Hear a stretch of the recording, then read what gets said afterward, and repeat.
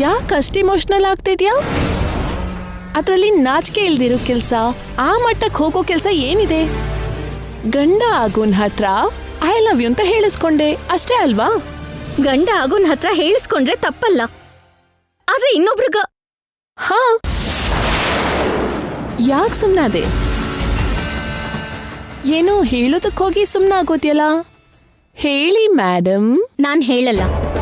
ಕೆಲವು ಪ್ರಶ್ನೆಗಳಿಗೆ, ಕೆಲವು ದುರುದ್ದೇಶಗಳಿಗೆ ಕಾಲನೇ ಉತ್ತರ ಕೊಡುತ್ತೆ. ಹೇಡಿಗಳೆಲ್ಲರೂ ಕೂಡ ತಮ್ಮ ಅಸಮರ್ಥತೆನ ಕಾಲದ ಮೇಲೆ ಹೇರ್ತಾ ಹೋಗ್ತಾರೆ. ವಾಸ್ತವಗಳು ಹೊರಗಡೆ ಬಂದ್ಮೇಲೆ ಯಾರ್ದು ಹೇಡಿತನೋ ಗೊತ್ತಾಗತ್ತೆ. ಯಾವ ವಾಸ್ತವಗಳು ಹೇಳಲ್ವಾ? ಸರಿ, ನಿನ್ನಿಷ್ಟ. ನಾನು ಹೇಳಬೇಕು ಅನ್ಕೊಂಡಿರೋದನ್ನ ಹೇಳ್ಬಿಡ್ತೀನಿ. ಶ್ರದ್ಧೆಯಿಂದ ಕೇಳು. ಐ ಲವ್ ಯು ಹೇಳಿಸ್ಕೊಂಡ್ ಹಾಗೇನೆ ನಿನ್ನ ಮದ್ವೆ ಮಾಡ್ಕೋತೀನಿ ನಿಹಾರಿಕಾ. ನಮ್ಮ ಮದ್ವೆನ ಯಾವ ದುಷ್ಟಶಕ್ತಿನೂ ತಡೆಯೋದಿಲ್ಲ ಅಂತ ಶ್ರೀಕರ್ ಅವರು ಹೇಳೋವರೆಗೂ ಇಂಥ ವಿಡಿಯೋಗಳು ನಿನಗೆ ಬರ್ತಾನೇ ಇರತ್ತೆ. ಓಕೆನಾ? Get ready for another video.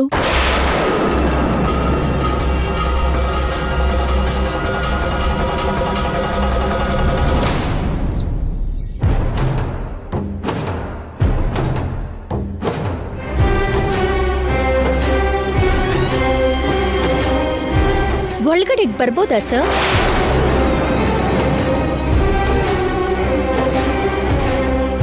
ಅವನಿ, ನೀನ್ ಪರ್ಮಿಷನ್ ಕೇಳೋದಂದ್ರೇನು? ಬಾ. ಏನೀಗ ಸಡನ್ ಆಗಿ ಬಂದಿದೀಯಾ? ನಿಮ್ ನಡವಳಿಕೆ ತುಂಬಾ ಅದ್ಭುತವಾಗಿದೆ ಅಂತ ನಿಮ್ಮನ್ನ ಅಭಿನಂದಿಸ್ ಹೋಗೋಣ ಅಂತ ಬಂದೆ. ನಾನೇನ್ ಮಾಡ್ದೆ? ನಾಚಿಕೆ ಆಗಲ್ವಾ ನಿಮ್ಗೆ?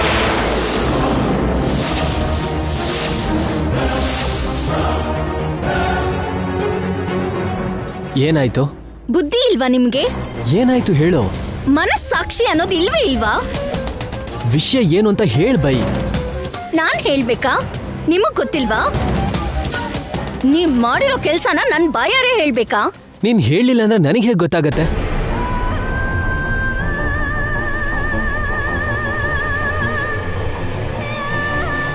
I love you.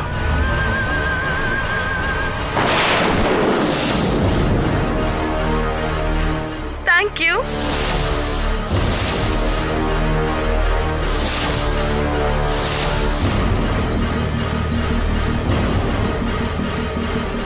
ನಾನ್ ನಿನ್ ನೆನ್ಪುಗಳ ಜೊತೆ ಬದುಕ್ತೀನಿ, ನೀನು ನನ್ ನೆನ್ಪುಗಳ ಜೊತೆ ಬದುಕು ಅಂತ ಒಂದ್ ಲೆಟರ್ನ ಬರ್ದು ನನ್ ಮುಖಕ್ ಬಿಸಾಕಿ ನೀವ್ ಆ ಮನೆಗ್ ಹೋಗಿ ಮಾಡ್ತಿರೋ ಕೆಲ್ಸ ಇದೇನಾ?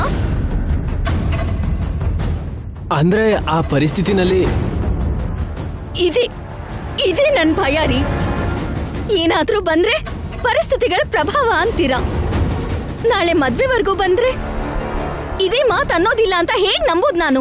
ಆ ಸಮಯದಲ್ಲಿ ನಿಜನ ಬಯಲ್ ಮಾಡ್ತೀನಿ ಹೊರತು ತಾಳಿ ಮಾತ್ರ ಕಟ್ಟಲ್ಲ. ನಂಗ್ ನಿಮ್ಮನ್ ನಂಬೇಕು ಅಂತಾನೆ ಅನ್ನಿಸ್ತಾ ಇಲ್ಲ. ಅವನಿ, ಹಾಗನ್ಬೇಡ ಪ್ಲೀಸ್. ಆ ನಿಹಾರಿಕಾ ನನಗೆ ವಿಡಿಯೋನ್ ಕಳ್ಸಿ ಫೋನ್ ಮಾಡಿ ಎಷ್ಟ್ ಮಾತುಗಳನ್ನ ಅಂದ್ಲು ಗೊತ್ತಾ? ಸತ್ ಹೋಗ್ಬೇಕು ಅನ್ನಿಸ್ತು.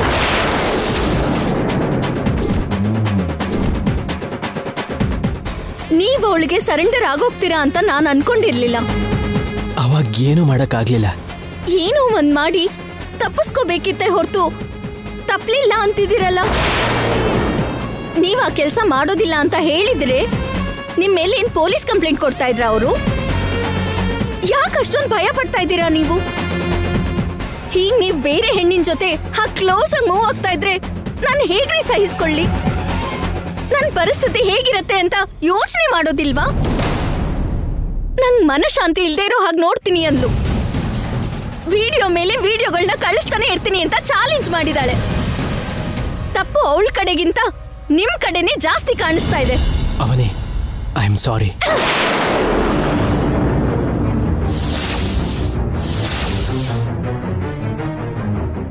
Very sorry. ಇನ್ನೊಂದ್ಸಲ ಇದು ರಿಪೀಟ್ ಆಗದಿರೋ ಹಾಗೆ ನಾನ್ ನೋಡ್ಕೋತೀನಿ.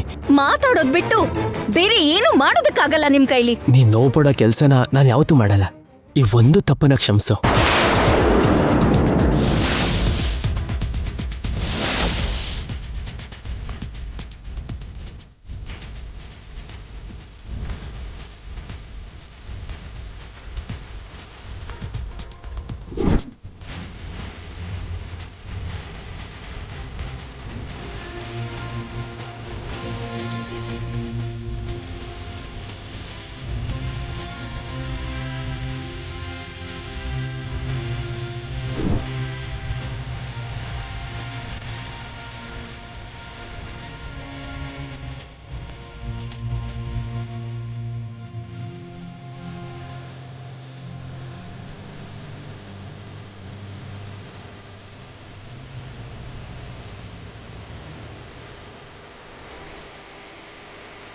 ನಿಹಾರಿಕಾಗೆ ಒಂದು ಫ್ಲವರ್ ಕೊಟ್ಟು ಇಷ್ಟ ಇಲ್ದಿದ್ರು ಐ ಲವ್ ಯು ಅಂತ ಹೇಳಿದೆ.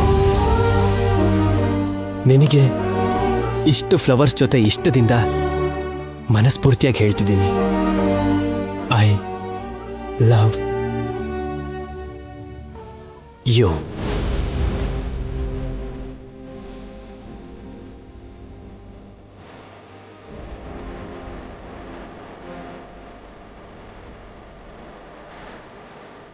ನಿಹಾರಿಕಾಗೆ ಹೇಳಿದ ಮಾತುಗಳು ಕೇವಲ ತುಟಿಗಳಿಂದ ಬಂದಿದ್ದು. ನಿನ್ನ ಹತ್ರ ಹೇಳಿದ ಮಾತುಗಳು ಮನಸ್ಸಿನಿಂದ ಬರ್ತಾ ಇದೆ. I love you so much.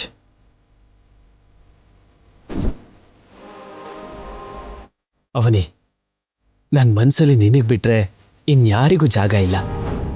ಇದು ನಿಜ. ಈ ನಿಜ ಯಾವತ್ತೂ ಅಳಿಸೋಗೋದಿಲ್ಲ. ಸ್ವಲ್ಪ ಹೊತ್ತು ನಿನ್ನ ಕೋಪನ ಪಕ್ಕಕ್ಕಿಟ್ಟು ಈ ಪ್ರಿಯತಮ ಕೊಡ್ತಿರೋ ಬಹುಮಾನನ ಸ್ವೀಕರಿಸು.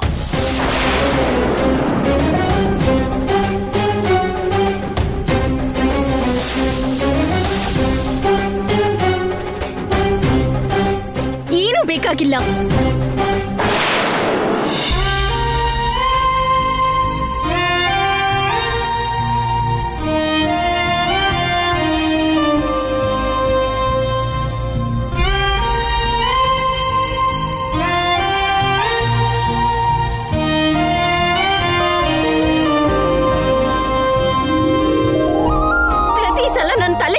ಮಾತಾಡ್ಬೇಡಿ. ನೀನು ಕೋಪದಿಂದ ನಿರಾಕರಿಸಿದ್ರು ನಿನ್ ಮೇಲೆ ನನಗಿರೋ ಪ್ರೀತಿ ಹೂವಿನ ಮಳೆ ಸೃಷ್ಟಿ ಮಾಡ್ತು. ಇನ್ನೂ ನಿನಗೆ ಕೋಪ ಕಡಿಮೆ ಆಗಿಲ್ವಾ? ನನ್ ಮೇಲೆ ಕರುಣೆ ತೋರಿಸು.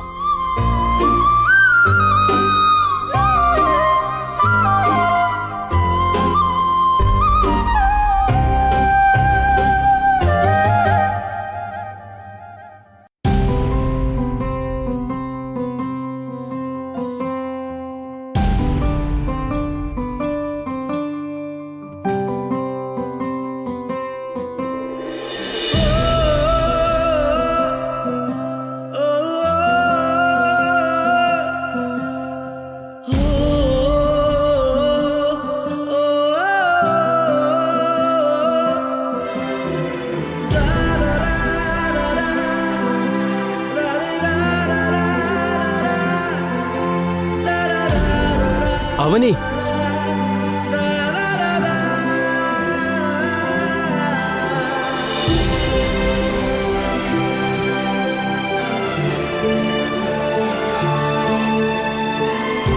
ಅವನಿ,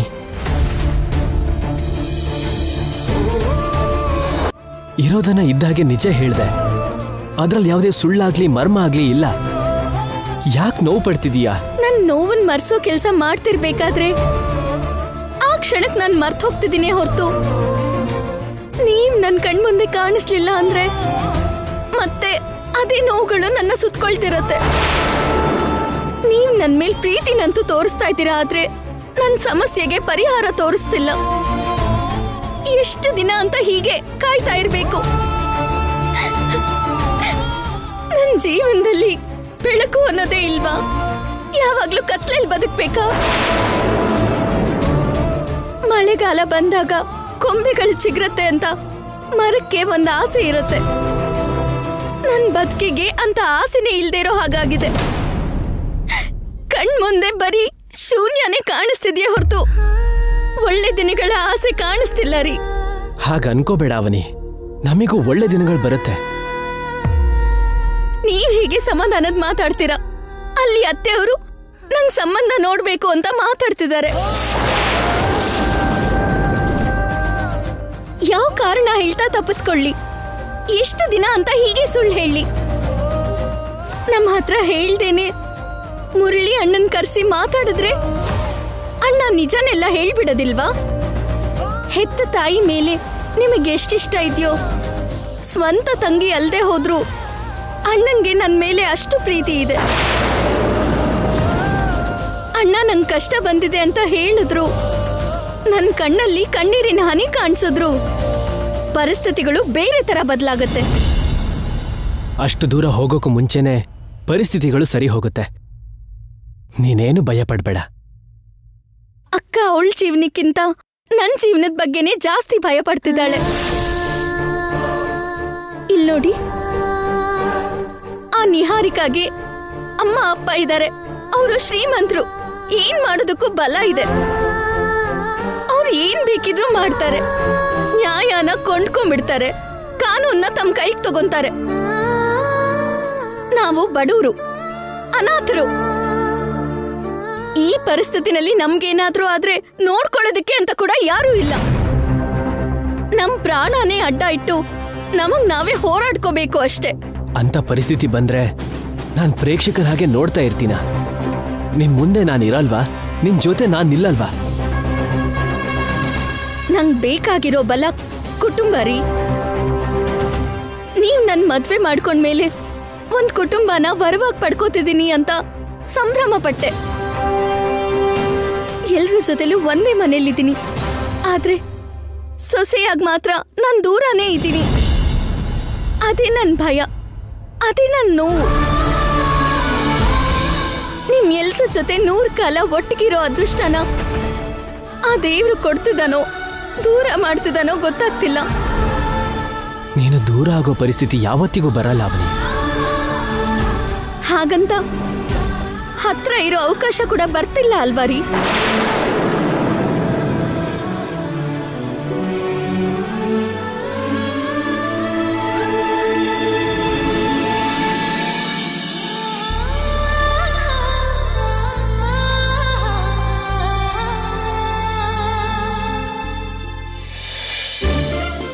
ನಿಹಾರಿಕಾ, ನಿಹಾರಿಕಾ, ಅಳಿಯಂದ್ರನ್ ಕರ್ಕೊಂಡ್ ಬಾ ಅಮ್ಮ. ಊಟಕ್ಕೆ ಟೈಮ್ ಆಯ್ತು.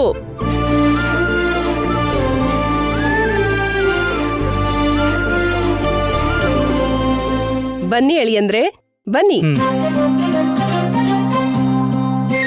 ನಿಮ್ಗೋಸ್ಕರ ಮಾಡಿರೋ ಅಡ್ಗೆ ನೋಡಿ.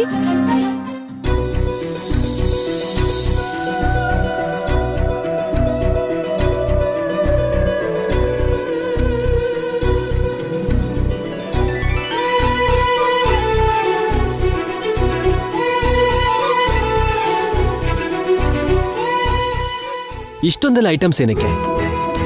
ಊರಲ್ಲಿರೋರಿಗೆಲ್ಲ ಊಟ ಹಾಕ್ತಿದ್ದೀರಾ? ಅಯ್ಯೋ, ಅಳಿಯಂದ್ರು ಚೆನ್ನಾಗೇ ಮಾತಾಡ್ತಾರಮ್ಮ. ಇದೆಲ್ಲ ನೀವು ತಿನ್ನೋದಕ್ಕೆ ಮಾಡಿರೋದು. 1 ವರ್ಷಕ್ಕೆ ಸರಿ ಹೋಗುತ್ತೆ. ಅರೆ, ಮತ್ತೆ ಜೋಕ್ ಹೇಳಿದ್ರು. ನಾನು ಸೀರಿಯಸ್ ಆಗೇ ಹೇಳಿದ್ದು. ಇಷ್ಟು ವೆರೈಟಿ ತಿಂದ್ರೆ ಹೊಟ್ಟೆ ಒಡೆದು ಸಾಯ್ತೀನಿ. ಏನ್ರಿ ಅಂಥ ಮಾತುಗಳು? ಮತ್ತೆ ಇಷ್ಟೇ ಅಡುಗೆ ಮಾಡಿದ್ದಾರೆ. ನಿಮ್ಗೆ ಯಾವ್ದು ಇಷ್ಟ ಆಗುತ್ತೋ ಅದನ್ನೇ ತಿನ್ಲಿ ಅಂತ ಎಲ್ಲಾನು ಮಾಡ್ಸಿದೀವಿ. ಕೂತ್ಕೊಳಪ್ಪ.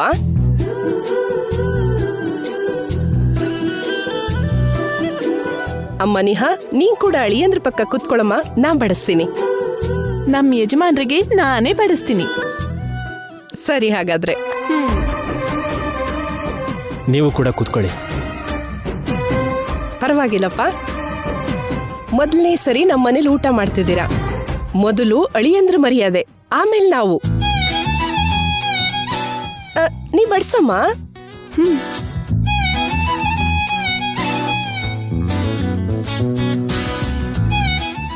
ಏನ್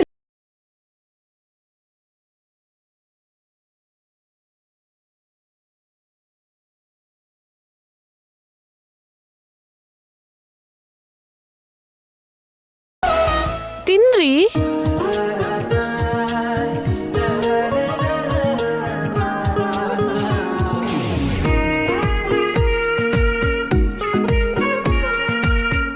ಅಳಿಯಂದ್ರೆ, ನಾಡಿದ್ ನಮ್ಮನೇಲಿ ಕರ್ವಾ ಚೌತ್ ಫಂಕ್ಷನ್ ಇದೆ.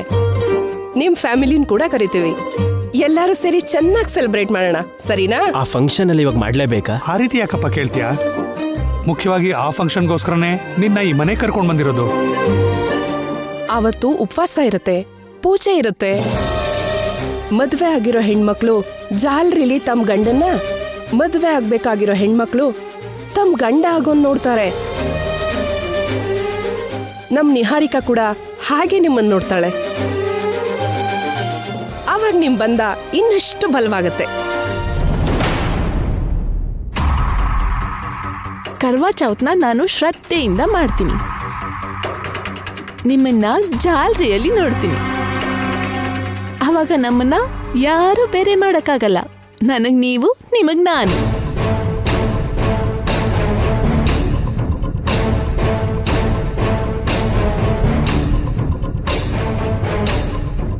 ಯಾಕೆ ಎದ್ಬಿಟ್ರಿ ನೀವು? ಇಷ್ಟು ಸಾಕು. ಈಗಾಗಲೇ ಪ್ಯಾಕ್ ಆಗಿ ಹೋಗಿ ಅನ್ಈಸಿ ಆಗಿದೆ. ಹಾಗಾದ್ರೆ ನೀವು ಕೈ ತೊಳ್ಕೊಂಡು ರೂಮಿಗೆ ಹೋಗಿರಿ, ನಾನು ಸ್ವೀಟ್ ಪಾನ್ ತಗೊಂಡ್ ಬರ್ತೀನಿ.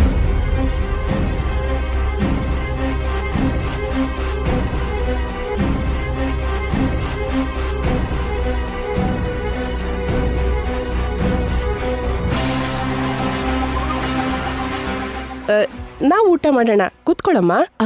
ನಾನೀಗ್ಲೇ ಬರ್ತೀನಿ.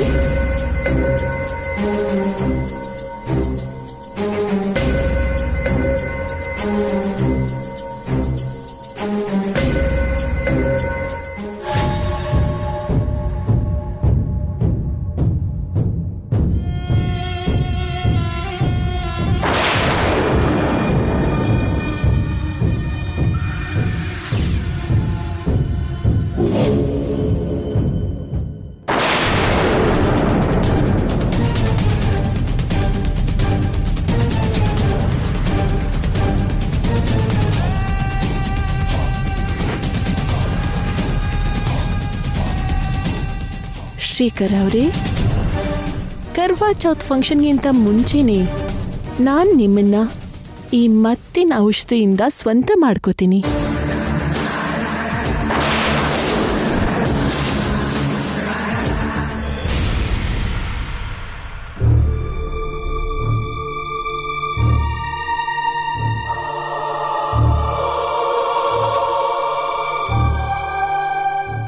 ಏನ್ ಯೋಚನೆ ಮಾಡ್ತಿದ್ದೀರಾ ರೀ? ನಾಳೆ ಸುಜಾತ ಹತ್ರ ಹೋಗೋಣ ವೇದ. ಯಾಕ್ರಿ, ಏನಾದ್ರೂ ಕಾರಣ ಇದೆಯಾ? ಮರ್ತೋದ, ನಾಳೆ ನನ್ನ ತಂಗಿ ಸುಭದ್ರ ಹುಟ್ಟಿದ ದಿನ. ಇಷ್ಟು ದಿನ ಸುಜಾತ ನಮ್ಮನ್ನ ದೂರ ಇಟ್ಟಿದ್ಲು ಅನ್ನೋ ಕಾರಣಕ್ಕೆ, ಮಕ್ಕಳಿಗೆ ನಿಜ ಗೊತ್ತಾಗುತ್ತೇನೋ ಅನ್ನೋ ಕಾರಣಕ್ಕೆ ಆ ಮನೆಗೆ ನಾವು ಧೈರ್ಯವಾಗಿ ಹೋಗೋಕ್ಕಾಗ್ಲಿಲ್ಲ. ಸುಜಾತ ನಮ್ಮ ಸೋದರ ಸೊಸೆ ಅಂತ ಶಿವರಾತ್ರಿ ದಿನ ನಾವೆಲ್ರಿಗೂ ಹೇಳಿರೋದ್ರಿಂದ ನಾವು ಮಕ್ಕಳಿಗೆ ಹೆದರಬೇಕಾದ ಅವಶ್ಯಕತೆ ಇಲ್ಲ. ಪ್ರತಿ ವರ್ಷನೂ ಸುಭದ್ರನ್ಗೆ ತಿಥಿ ಮಾಡ್ಕೊಂಡು ಬರ್ತಿದ್ದೀವೇ ಹೊರತು ಸುಜಾತನ ಭೇಟಿಯಾಗಿ ಅವ್ರ ಅಮ್ಮನ ಹುಟ್ಟಿದಬ್ಬನ ನಾವು ಆಚರಿಸೋಕ್ಕಾಗ್ಲಿಲ್ಲ. ಹುಟ್ಟಿದಬ್ಬ ಮಾಡಿದ್ರೆ ನಮ್ಮ ಸುಭದ್ರ ನಮ್ಮನ್ನು ಬಿಟ್ಟು ಎಲ್ಲೂ ಹೋಗಿಲ್ಲ ಅನ್ನೋ ಭಾವನೆ ನನಗೆ ಸಿಗುತ್ತೆ. ಆ ಕಾರಣಕ್ಕೆ ನಾಳೆ ಹೋಗಿ ಸುಜಾತನ ತಂಗಿಗೆ ಬಟ್ಟೆ ಕೊಟ್ಟು ಬರೋಣ. ಆದ್ರೆ ಸುಜಾತ ತಂಗಿ ಯಾರು ಅಂತ ನಮಗ್ ಗೊತ್ತಿಲ್ವಲ್ರಿ. ನಾವು ಎಷ್ಟು ಸಲ ಕೇಳಿದ್ರು ಸುಜಾತ ತನ್ನ ತಂಗಿ ಬಗ್ಗೆ ನಮ್ಮ ಹತ್ರ ಹೇಳ್ದೇ ಇರಬಹುದು. ಆದ್ರೆ ನಾಳೆ ಅವ್ರ ತಾಯಿ ಹುಟ್ಟಿದಬ್ಬ ಅನ್ನೋ ಕಾರಣದಿಂದ ನಮ್ ಚಿಕ್ಕ ಸೋದರ ಸೊಸೆ ಸುಜಾತನ್ ನೋಡೋ ಖಂಡಿತ ಬರ್ತಾಳೆ. ನಮ್ಮ ಮನೇಲಿ ಸುಜಾತನ ವಿಷಯ ಗೊತ್ತಾಗಿದೆ ಅಂತ ಇಷ್ಟೊತ್ತಿಗೆ ಸುಜಾತ ತನ್ನ ತಂಗಿಗೆ ಹೇಳಿರ್ತಾಳೆ ಅನ್ನೋ ಕಾರಣಕ್ಕೆ ಅವಳು ಸಹ ನಮ್ಮ ಜೊತೆ ಚೆನ್ನಾಗೇ ಮಾತಾಡ್ತಾಳೆ. ನಾಳೆ ಏನಾದ್ರೂ ಸರಿನೇ, ನಾವು ಸುಜಾತ ಮನೆಗೆ ಹೋಗಿ ಅಕ್ಕ ತಂಗಿರಿಬ್ಬರಿಗೂ ಬಟ್ಟೆ ಕೊಟ್ಬಿಟ್ಟು ಬರೋಣ, ಸರಿನಾ? ಸರಿ ರೀ. ಸುಜಾತ ತಂಗಿ ಕೂಡ ಅವನಿ ಹಾಗೆ ಇರ್ತಾಳೆ ಅಂತ ಶ್ರೀಕರ್ ಹೇಳ್ದಾಗಿಂದ ಯಾವಾಗ ಅವಳನ್ನ ನೋಡ್ತೀನೋ ಅಂತ ತುಂಬಾ ಆಸೆ ಇದೆ ರೀ. ನಾಳೆ ಆ ಕೋರಿಕೆ ನೆರವೇರುತ್ತೆ. ಬೆಳಗ್ಗೆನೆ ಶಾಪಿಂಗ್ ಹೋಗಿ ಒಳ್ಳೆ ಬಟ್ಟೆ ತಗೊಂಡು ಹೋಗೋಣ.